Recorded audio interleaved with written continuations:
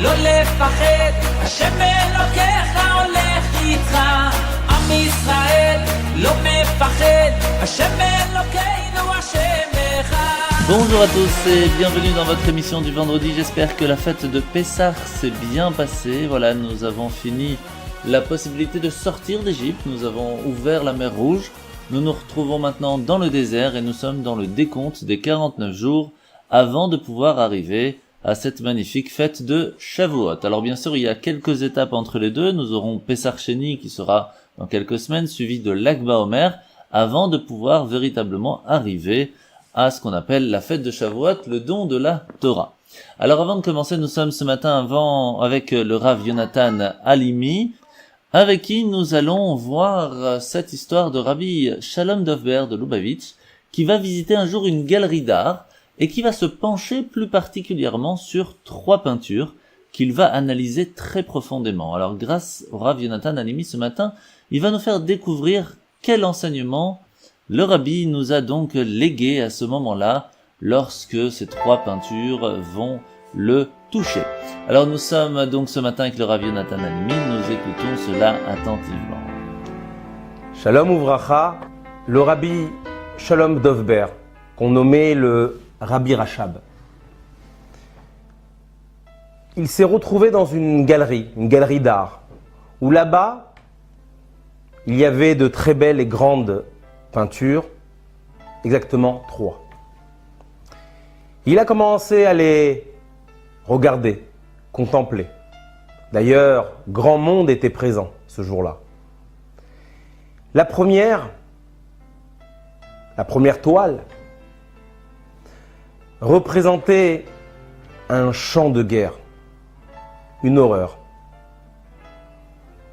Des combats infinissables entre 2 camps.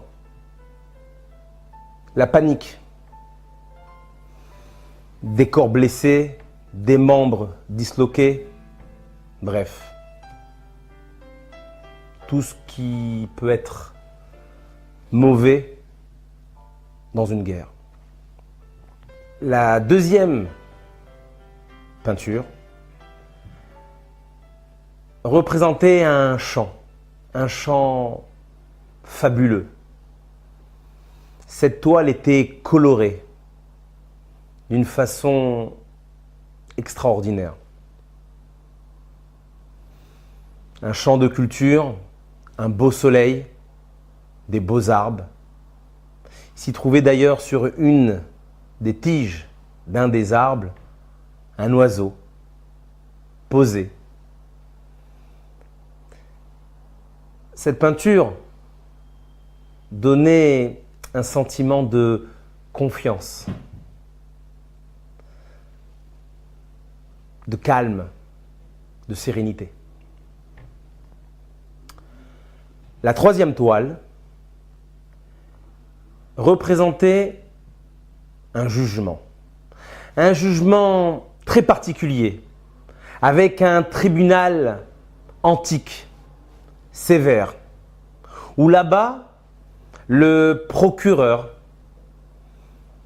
indéniablement, voulait proclamer la peine de mort à l'accusé. Dans cette salle s'y trouvait le fils de l'accusé.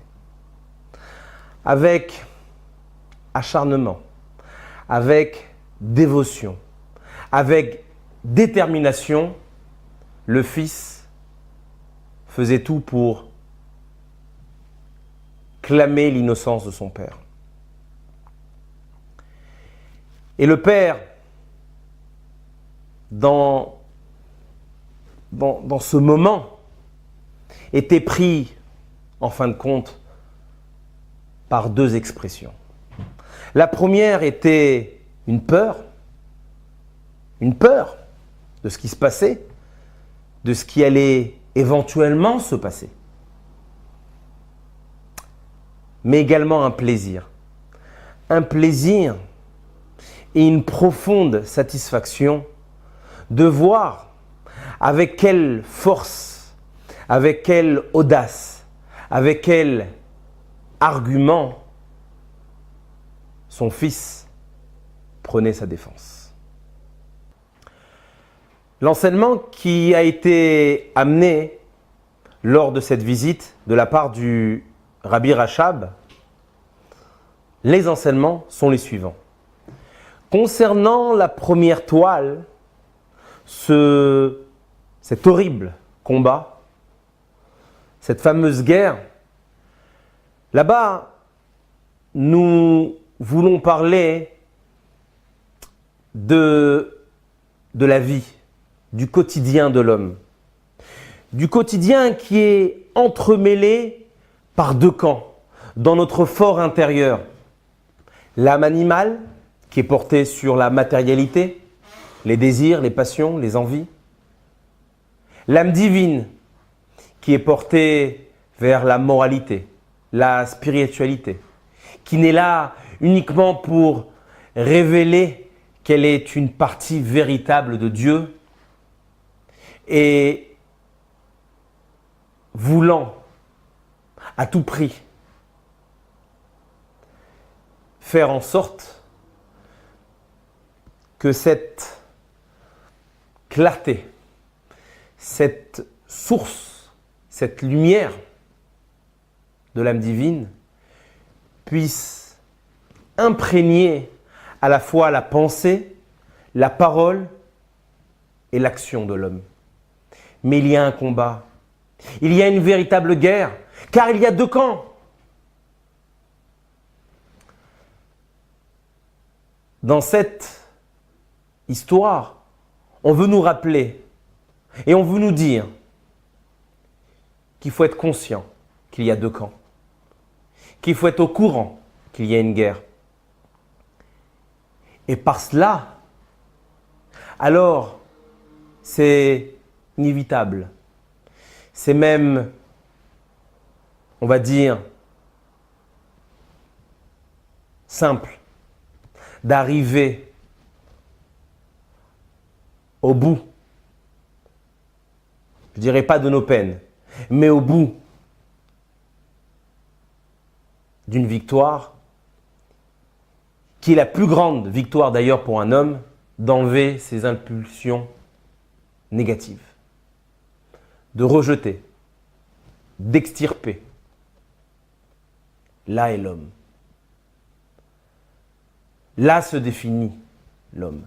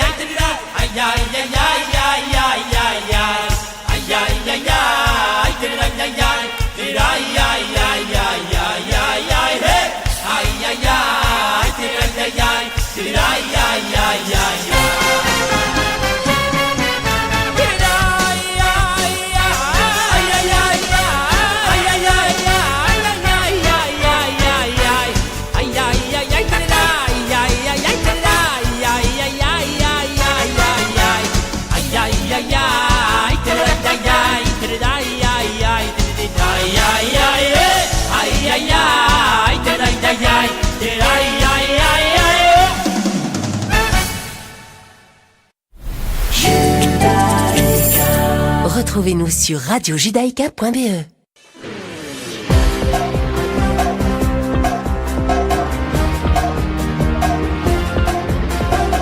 Nous revoilà, nous sommes toujours avec le Rav Yonatan Halimi avec lequel nous discutons de cette galerie d'art qui a été donc très intéressante sous l'œil de Rabbi Shalom Dovber de Lubavitch.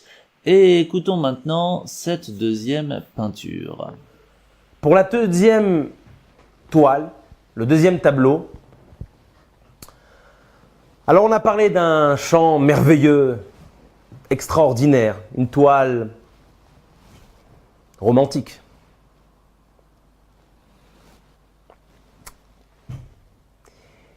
Mais irréaliste, irréel. Pourquoi ? Tout simplement, l'oiseau qui était posé sur cette tige, sur cette branche, cette même branche n'était pas courbée et restait droite. Et là était le problème. Et là était la faille.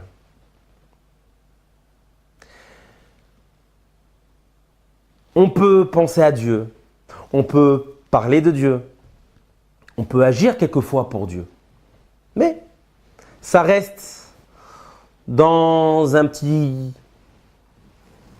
aquarium, dans un petit cocon, à sa place, gentil.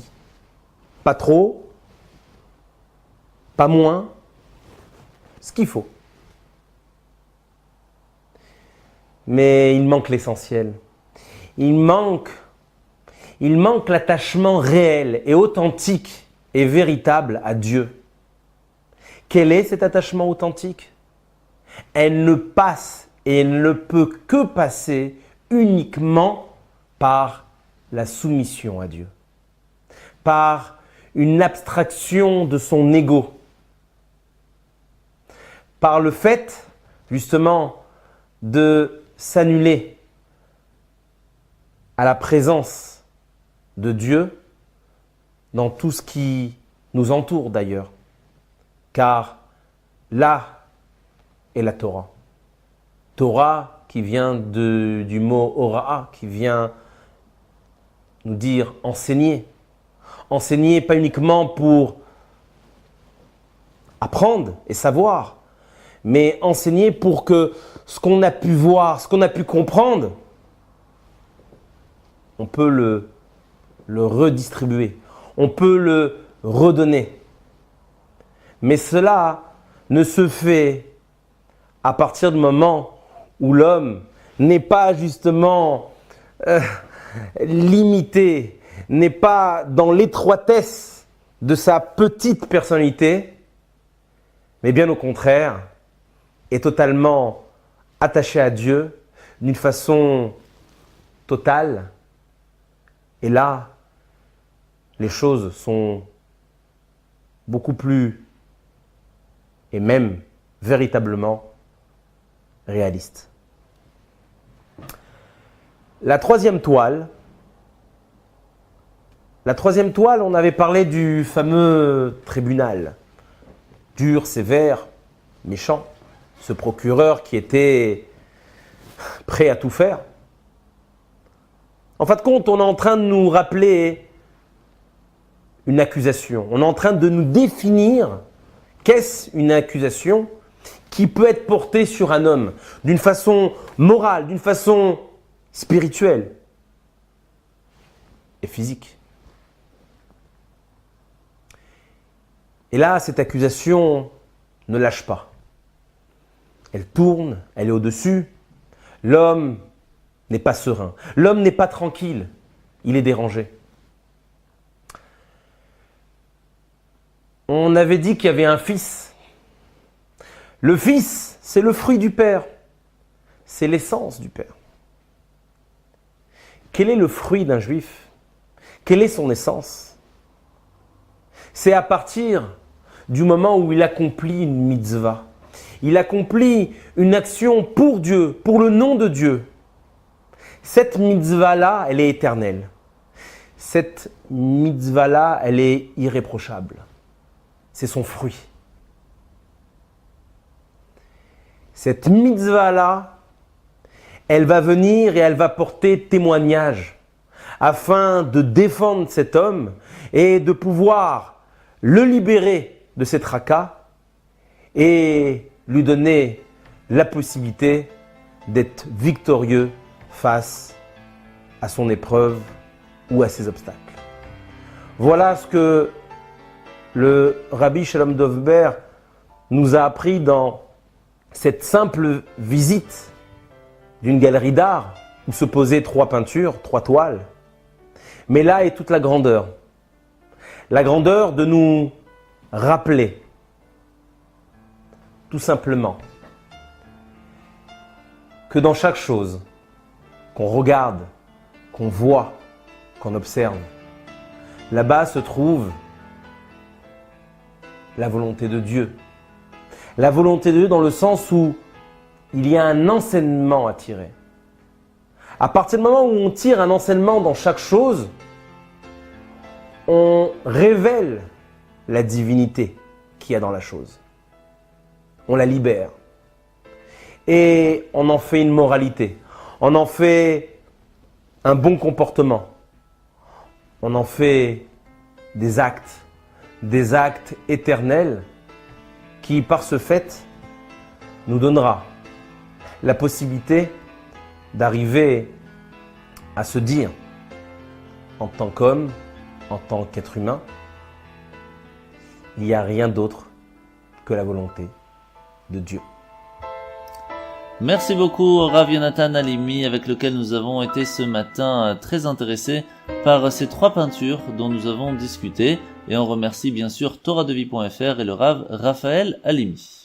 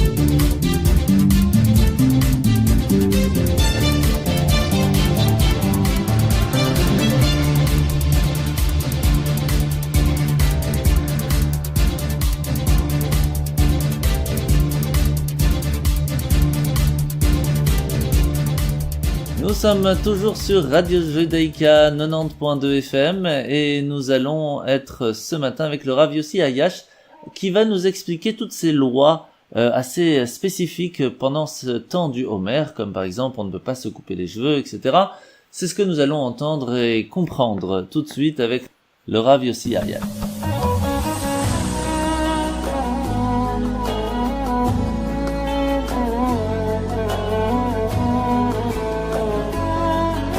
Bonjour à tous. C'est rapporté dans le traité Yebamot que durant la période entre Pessah et Shavuot sont morts 24 000 élèves de Rabbi Akiva. La raison on est rapporté dans la Gemara parce qu'ils ne s'honoraient pas assez les uns aux autres. En fait, à leur niveau, puisque c'était des gens qui étaient très versés dans la Torah, des connaissances dans toute la Torah, à leur niveau, la moindre petite imperfection dans le respect d'autrui leur apportait préjudice. Et dans une période aussi courte que de Pessah à Shavuot, sont morts 24 000 élèves de Rabbi Akiva qui était un des plus grands sages d'Eretz Israël à l'époque. À cause de cela, on prit sur eux les générations, donc tout le Ham Israël a pris sur lui certaines habitudes de certains signes de deuil. D'autres raisons sont données à cela, mais la raison essentielle, c'est qu'à cause de la mort des 24 000 élèves de Rabbi Akiva, on a pris sur nous certains signes de deuil. Alors, il faut savoir que d'après le Shulchan Aruch, il tranche que les 24 000 élèves de Rabbi Akiva sont morts durant la période de Pessah jusqu'au 34e jour du Homer, du conte du Homer. C'est-à-dire qu'à partir du 34e jour du Homer, on pourra reprendre une activité normale et arrêter les signes de deuil qu'on avait pris sur nous. C'est-à-dire que certaines choses seront interdites seulement jusqu'au 34e jour. Au petit matin, au lever du soleil, on sera dispensé donc des interdits qu'on avait pris sur nous. Pour la plupart des communautés ashkénazes, c'est jusqu'au 33e jour. C'est-à-dire au petit matin du 33e jour, au lever du soleil, là s'arrêteront les interdictions qu'on prit sur eux. Dans les communautés ashkénazes, il y a beaucoup plus de variantes, alors chacun devra se renseigner sur quel est l'usage de sa communauté. En tout cas, première des choses que l'on a pris sur nous est de ne pas se marier. Donc, les Sfaradim ne pourront organiser des mariages qu'à partir du 34e jour et les Ashkenazim pourront organiser des mariages qu'à partir du 33e jour. Cependant, si un Sfarad veut participer au mariage, aller danser, écouter la musique et faire la Simcha ou Khatan de Ashkenaz, donc le 33e jour, il n'y aura aucun problème. Si le Khatan est Sfarad et la Kala Ashkenaz ou inversement, on va d'après les coutumes du Khatan. Deuxième chose qu'on a pris sur nous de ne pas faire pendant cette période, comme signe de deuil, c'est de ne pas se raser, ni de se couper les cheveux. Cet interdit ne concerne que les hommes, mais pas les femmes, et même pour les hommes, la moustache sera permise si elle nous empêche de boire ou de manger, c'est pas agréable. D'après le Harizal, et comme ça font certains Mekoubalim, de ne pas se raser ni se couper les cheveux jusqu'à la veille de Shavuot. On laissera cet usage approprié, on laissera cet usage aux personnes appropriées, et on suivra l'avis du Shulchan Aruch. Si quelqu'un avait pris sur lui cette rigueur de ne pas se raser ni se couper les cheveux jusqu'à la veille de Shavuot, alors si maintenant il veut se permettre, à partir du 34e jour, il devra faire Atarat Nedarim, c'est-à-dire d'aller voir un Chacham, un Rav, qui va le délier de son vœu. Si le 34e jour tombe un Shabbat, alors, même pour les Sfaradim, on pourra se raser et se couper les cheveux la veille, c'est-à-dire le 33e jour. L'Irvot Shabbat, pour entrer dans Shabbat propre. Certains sont Mekel, ça s'appuie sur le ras de base, ils sont Mekel de se raser la barbe et se couper les cheveux à Rosh Chodesh Iyar, c'est-à-dire bien avant le 34e jour du Homer. Alors, on ne s'appuiera pas sur cette coup-là, mais si quelqu'un est vraiment dur pour lui de laisser les cheveux pousser et la barbe pousser, alors on pourra lui permettre de se couper à Rosh Chodesh la barbe et les cheveux. En ce qui concerne une circoncision, si 3 personnes vont être dispensées le jour de la circoncision, c'est le Moël, celui qui fait la circoncision, le Sandak, celui sur lequel on met le bébé que l'on va circoncire, et le Aviaben, le père du petit bébé que l'on va circoncire. Ces 3 personnes-là seront aussi également dispensées et pourront se raser ce jour-là la barbe et se couper les cheveux. Si le jour même, ils savent qu'ils ne pourront pas le faire, ils manqueront de temps pour le faire, ils pourront même le faire la veille. Troisième chose que l'on a pris sur nous pendant cette période, c'est de ne pas écouter de musique, des instruments, ni de danser. Malgré tout, si on fait une Seudat Mitzvah, si on participe à une Seudat Mitzvah, c'est-à-dire un festin, un repas de Mitzvah, comme le repas que l'on fait le jour de la Brit Mila, ou le repas que l'on fait le jour du rachat des premiers-nés, ou le repas que l'on fait le jour où on termine un traité de la Gemara, ou un repas, quatrièmement, le repas que l'on fait le jour de la Bar Mitzvah, le jour de la majorité religieuse, c'est-à-dire la date de naissance hébraïque du bar mitzvah, alors ces 4 jours-là, si on fait un repas, c'est un repas de mitzvah, on pourra l'accompagner de musique et de danse. Pour le cas de la bar mitzvah, si on fait la fête avant le jour, la date d'anniversaire hébraïque, ou après, alors on ne pourra pas l'accompagner de danse et ni de musique. Par contre, ce qu'on pourra faire, c'est qu'au moins une personne dans l'assemblée termine un traité de la Gemara, et du coup, le repas sera considéré comme un repas de mitzvah, dans lequel on pourra accompagner d'un orchestre et de danse. Chanter sans instrument de musique, il n'y a aucun problème. Et par contre, tout ce qu'on a dit qu'on pouvait mettre des musiques et des danses, bien évidemment, ce sont des musiques qui ont des paroles, des louanges pour Hachem, des louanges pour le Créateur, et bien sûr les danses sont séparées, c'est pas mixte. D'accord? Étant bien entendu que toute l'année, on évitera ce genre de comportement. Quatrièmement, on évitera de porter un vêtement neuf pendant cette période. Par contre, si on le porte pour Shabbat ou pour Chol HaMoed, il n'y aura aucun problème et on l'accompagnera de la bénédiction que l'on fait lorsque l'on porte pour la première fois un vêtement neuf, chez Reyanou. Il n'y a pas de problème d'acheter des vêtements neufs, ni même de coudre des vêtements neufs. Il y en a qui sont plus rigoureux, mais la vie est d'être moins rigoureux et de se permettre, surtout s'il y a les soldes. Dernièrement, en ce qui concerne la bénédiction Shechenou sur un fruit nouveau, il n'y aura aucun problème de la faire, même en semaine. Voilà, à bientôt.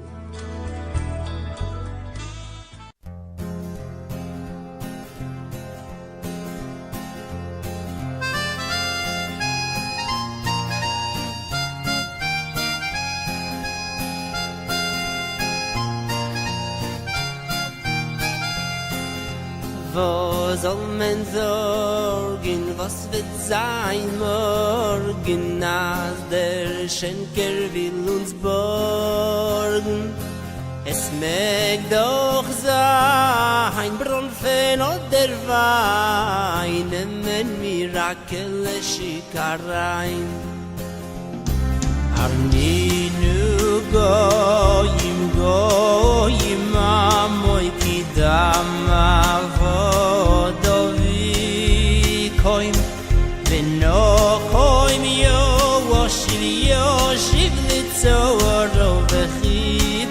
admoso yamoy Arninu goyim amoy Kidam avodovi goy Menyo koin yoshiv letzoro Lechi per admoso yamoy Arninu goyim amoy Kidam avodovi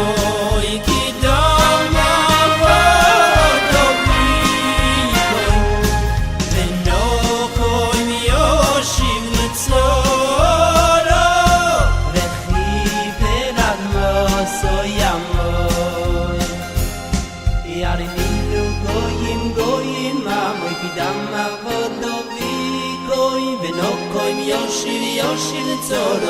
per admoso yamoy Arninu goyim amoy Kidam avodovi goy Veno koim yoshiv letzoro Lechi per admoso yamoy Arninu goyim amoy Kidam avodovi goy Veno koim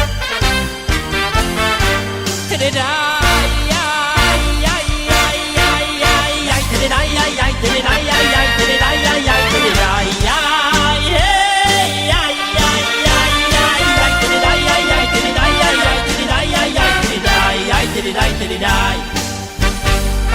letzoro Lechi per admoso yamoy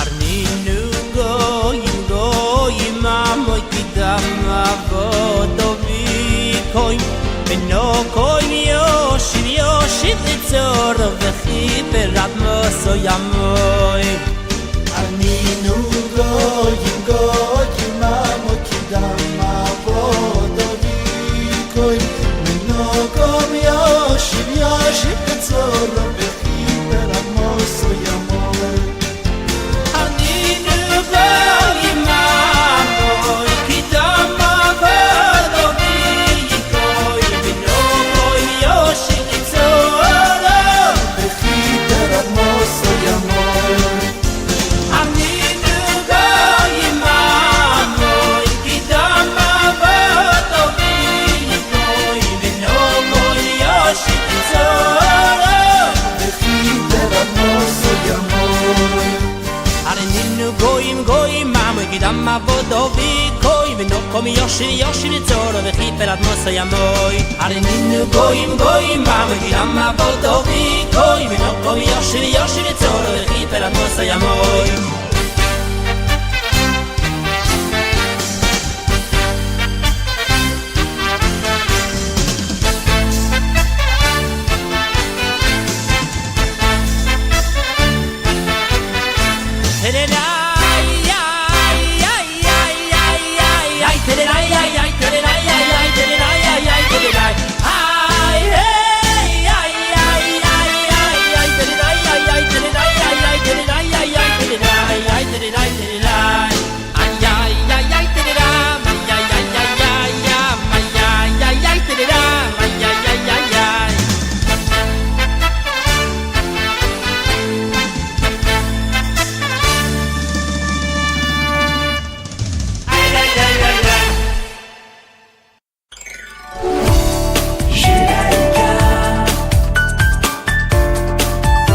Judaïka 90.2 FM.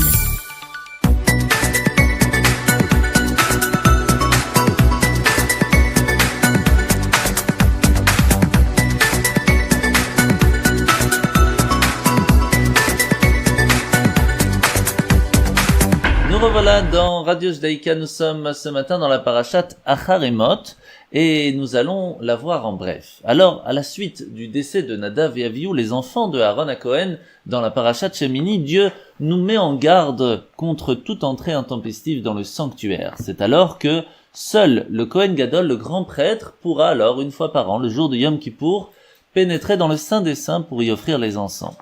Un autre trait du service du jour du pardon, c'est le tirage au sort entre deux boucs qui déterminera alors lequel sera offert en sacrifice à Dieu et lequel sera désigné pour emporter toutes les fautes des enfants d'Israël dans le désert. La parashat Acharemot enjoint également de n'apporter de sacrifice qu'au temple, et donc interdit formellement la consommation du sang. Elle énonce les lois interdisant l'inceste et les autres relations prohibées. Il faut savoir que dans la parashat Acharemot, nous voyons énormément de choses qui sont extrêmement intéressantes. Par exemple, pourquoi avons-nous l'obligation en tant que Kohen Gadol, que grand prêtre, juste après la fin de Yom Kippour, lorsque tous les rituels seront valides, le grand prêtre se doit, la première chose, de revenir immédiatement à la maison chez son épouse. Pourquoi ? Parce que tout le but, pourquoi est-ce que nous renouvelons notre relation avec Dieu, pourquoi est-ce que nous essayons de nous épanouir de façon spirituelle, c'est pour l'épanouissement de l'harmonie conjugale, qui est aussi l'épanouissement du devoir du mari vers son épouse, et aussi vers le monde en règle générale, pour que notre vie quotidienne soit inspirée de spiritualité.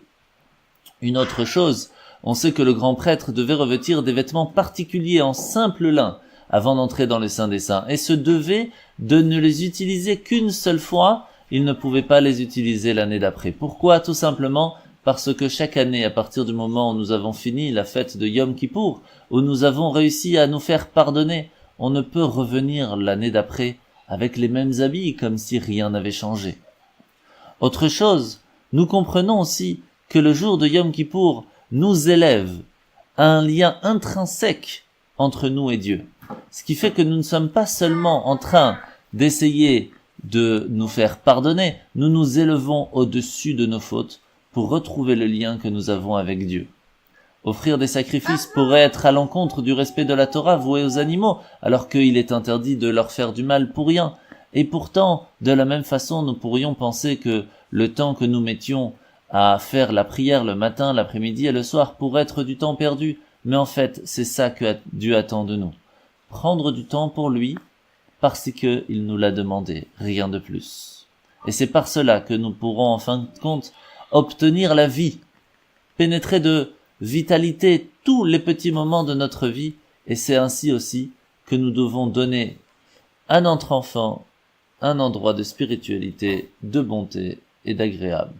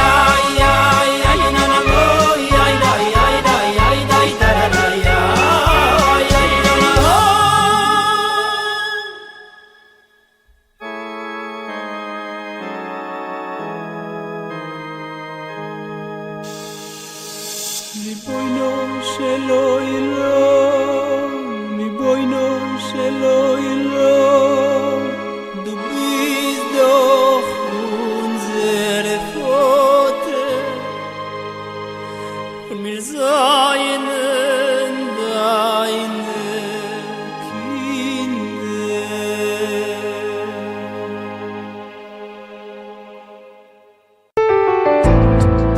Judaïka.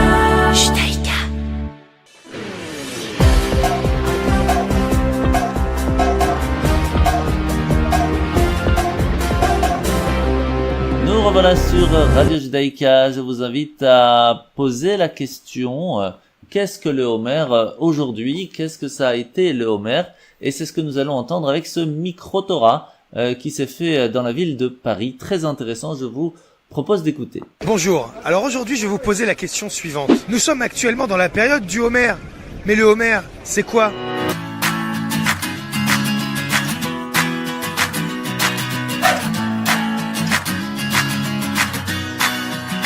Question, la première, la plus simple, comment ça va? Bien. Eh bien merci. C'est tout? Voilà. Pourquoi on compte le Homer? C'est la donation de la Torah au bout du 49e jour d'impureté. On ramenait au temple les prémices. Pourquoi on compte le Homer? Parce qu'à l'époque, on venait au Beth Midrash amener une part de Homer. On ramassait les gerbes, etc. pour le temple. On compte les jours qui sont entre Pessah et le don de la Torah. Puisqu'on est pressé de recevoir, donc on compte combien de jours jusqu'à qu'on reçoive la Torah. Homer, vous savez combien il y a de jours à compter pendant le Homer? Aide-moi. Je ne vous aiderai pas. 30. Vous chauffez? 35. 7, Plus. 14, Plus. 20, Plus. 60, Moins. moins 50, Compte, premier jour, deuxième jour, tout de suite après Pessah. 49. 49 jours? Oui. Tu es sûr? Certain. Non, je sais pas, moi j'ai pas les réponses. 49. 49 jours? 49. 49 jours? Jour. 49. 49. C'est ça? Il y a 49 jours. 49 jours? Oui. T'es sûr?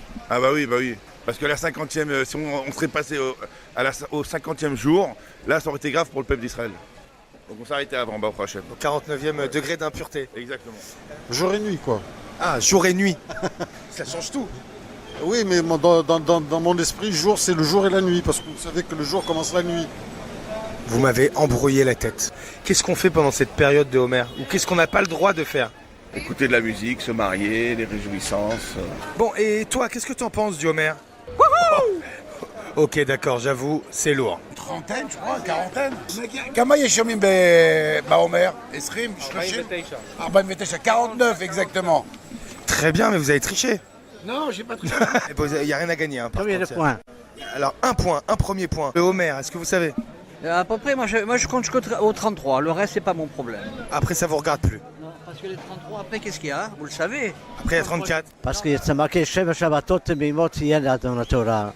7 jours entre Pessah et Shavuot, tu dois compter 49 jours. Ah, 49 jours, c'est 49 étapes de Kedusha. Waouh.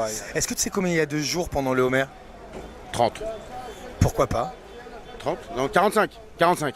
On verra la réponse avec le Rav. Alors plus exactement 49. Effectivement, 49 c'est le nombre de jours qui sépare Pessah de Shavuot, de la sortie d'Égypte au don de la Torah. Alors pourquoi 49? Nous dit le Harizal que le Ham Israël en Égypte avait atteint le 49e degré d'impureté. Donc il nous fallait un jour pour récupérer et remonter la pente doucement chaque jour pour arriver au 50e jour, le jour du don de la Torah. Alors, vous comprenez bien qu'il a attendu de nous, du coup, durant cette période, de faire un travail sur nous-mêmes, d'être apte et d'être un ustensile qui soit capable de recevoir cette sagesse divine. Parce que bien évidemment, on ne peut pas donner un diamant de 2 carats à un enfant de 3 ans. Ça lui parle pas, il sait même pas ce que c'est. On lui offre un paquet de bamba, d'accord, il sera très content. De même pour nous, si on veut être apte à recevoir cette sagesse divine, il est obligé de faire un travail sur nous-mêmes. C'est d'ailleurs pour ça qu'en parallèle, durant cette période, il y a la mort des 24 000 élèves de Rabbi Akiva. Nous dit la Gemara dans Yebamot, pour quelle raison? Parce qu'il manquait, même si on ne peut pas comprendre exactement parce que c'était des gens qui étaient géants, mais il manquait un respect très fin les uns envers les autres. Ça leur a amené la mort. Alors pourquoi durant cette période? Parce que effectivement c'est ce qu'on attend de nous durant cette période, de faire un travail sur nous-mêmes, de faire un travail sur notre personne, d'être une personne bonne. Parce qu'avant même d'être un ange et pouvoir recevoir la Torah, il nous faut être un homme. Donc il faut travailler sur nous-mêmes pour être capable de pouvoir recevoir cette sagesse divine.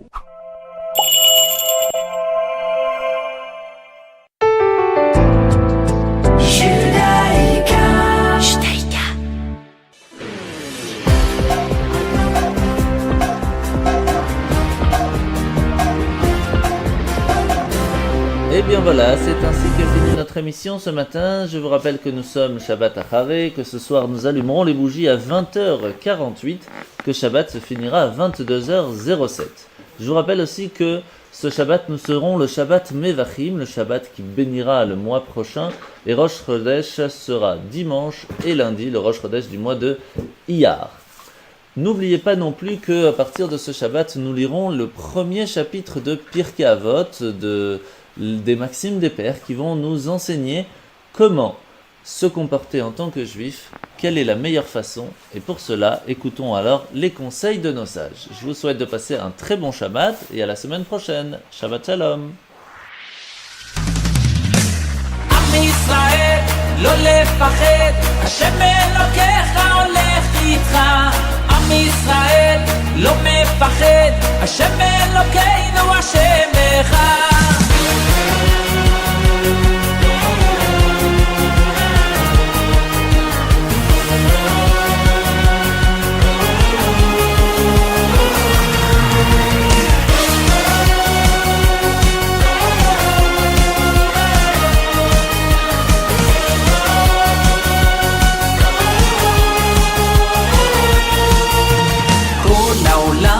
גשר צר, והעיקר לא לפחד כלל, ומלמעלה הוא שומר, צר ואויב לא יתקרב, אח לאח ויד ביד, ישראל זה עם אחד, ומלמעלה הוא עוזר, שומר שומר ישראל.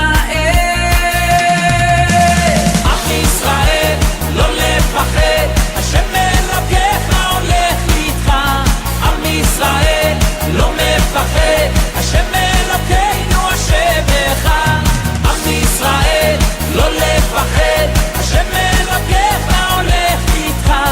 עם ישראל לא מפחד, השם אלוקינו השם אחד.